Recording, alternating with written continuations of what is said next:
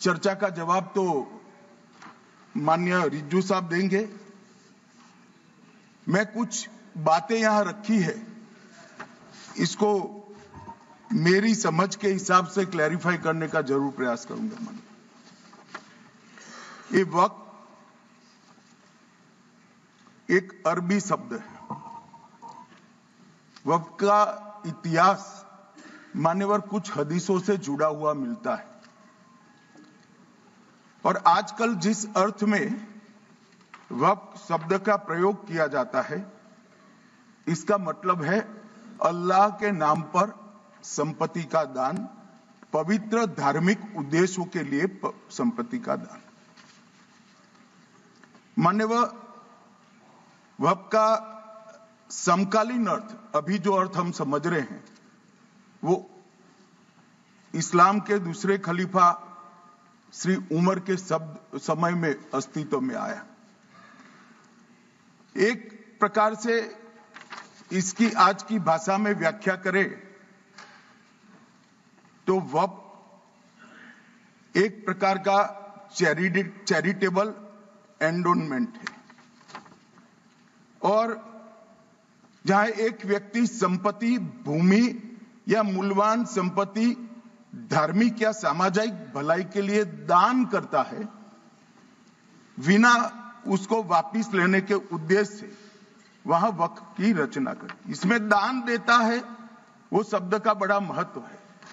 दान उस चीज का ही कर्ज किया जा सकता है जो हमारा है। सरकारी संपत्ति का दान मैं नहीं कर सकता मान्यवर, किसी और की संपत्ति का दान मैं नहीं कर सकता। दान उसी चीज का किया जाता है जो हमारा है मान्यवर। इसी विषय पर ये सारा जो बहस चल रहा है। भारत का जहां तक सवाल है, दिल्ली में सल्तनत काल के प्रारंभ में मुइज़्ज़ुद्दीन घोरी के समय पर पहली बार वक्फ अस्तित्व में आया। अंग्रेजों के जमाने में 1863 के धार्मिक दान अधिनियम से चलता था। बाद में चैरिटेबल प्रॉपर्टीज एक्ट 1890 से चला। उसके बाद 1913 में मुसलमान वक्फ वैलिडेटिंग एक्ट अस्तित्व में आया। तब तक ये सारी प्रक्रियाएं चैरिटेबल एक्ट के तहत चलती थी। मान्यवर आजादी के बाद वही एक्ट को 1954 में वक्फ के केंद्रीकरण के लिए बदला गया। 95 में वक्फ न्याय अधिकरण और वक्फ बोर्डों की स्थापना की। अब ध्यान से सुनिएगा मान्यवर, वक्फ परिषद और वक्फ बोर्ड ये 1995 से आए।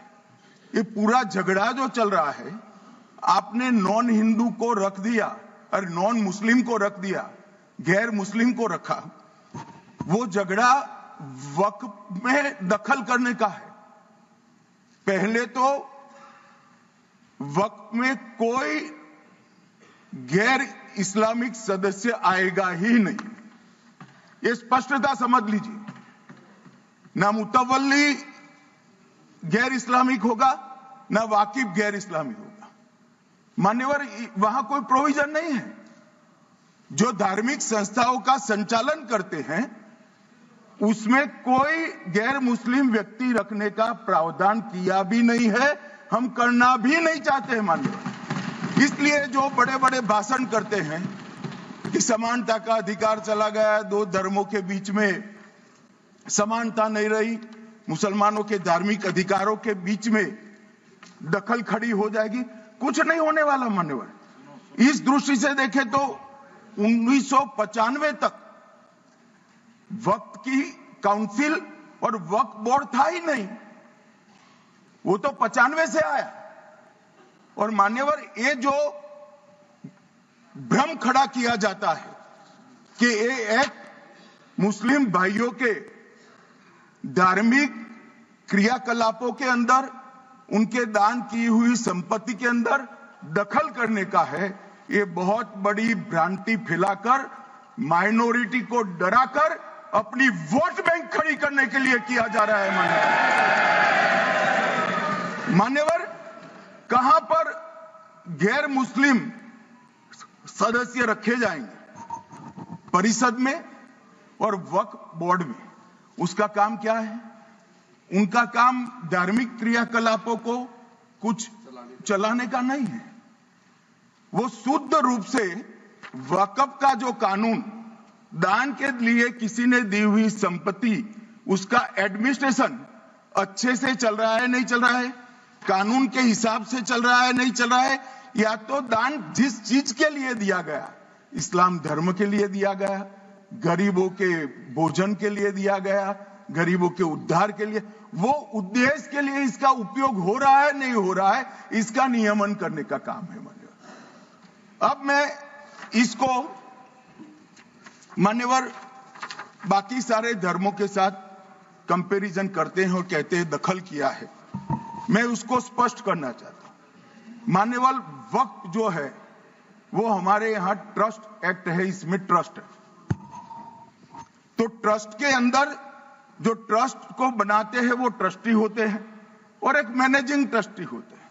वक्फ में वाकिफ होता है, वक्फ होता है और मुतवल्ली होता है। ये सारे इस्लाम के अनुयायी हैं मान्यवर। अरे भाई, आप कह रहे हो, हम तो कह रहे हैं क्योंकि इसका वक्फ शब्द ही इस्लाम से आया है, इसलिए हम कह रहे हैं कि वक्फ वो ही कर सकता है जो इस्लाम का अनुयायी हो। अब आप उसका विरोध कर रहे हो, तो आप तो वक्फ में भी नॉन इस्लामिक आदमी चाहते हो। मान्यवर, क्या कह रहे हैं? हम इसलिए कह रहे हैं कि वक्फ वो ही कर सकता है जो प्रैक्टिसिंग इस्लाम को प्रैक्टिस करता होगा, क्योंकि मान्यवर इसकी उत्पत्ति ही इस्लाम के सिद्धांतों से हुई। अब मान्यवर, वक्फ धार्मिक हुआ, वक्फ बोर्ड नहीं हुआ, वक्फ परिषद भी नहीं हुई। अरे सुनो भाई, मान्यवर, ट्रस्ट के अंदर ट्रस्टी जो होते हैं, जो चर्च होगा तो क्रिश्चियन होंगे, पारसी भी होंगे, पारसी के लिए वो ट्रस्ट होगा, तो हिंदू होगा तो हिंदू के लिए। अब चैरिटी कमिश्नर हम कहेंगे कि भाई मुस्लिम क्यों आया? मुझे बताओ, चैरिटी कमिश्नर एक्ट में मुसलमान चैरिटी कमिश्नर बन सकता है या नहीं बन सकता है? उसको ट्रस्ट नहीं चलाना है, उसको चैरिटी के कानून के हिसाब से वो ट्रस्ट चले, उसकी देखरेख करनी है। ये धार्मिक नहीं है, ये धर्म का काम नहीं है मान्यवर, ये एडमिनिस्ट्रेटिव वर्क है।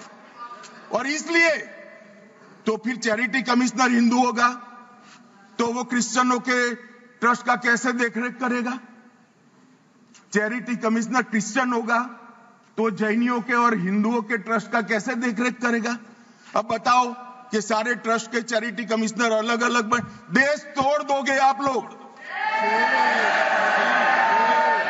तोड़ दोगे। हमने साहब, मैं अभी भी आपके माध्यम से, इस सदन के माध्यम से देश भर के मुसलमान भाइयों बहनों को कहना चाहता हूं, आपके वक्फ में एक भी नॉन मुस्लिम नहीं आएगा। ये एक्ट में ऐसा कोई प्रावधान नहीं। मगर जो वक्फ बोर्ड है और वक्फ परिषद है, उसका काम क्या है? वक्फ की संपत्तियां मान्यवर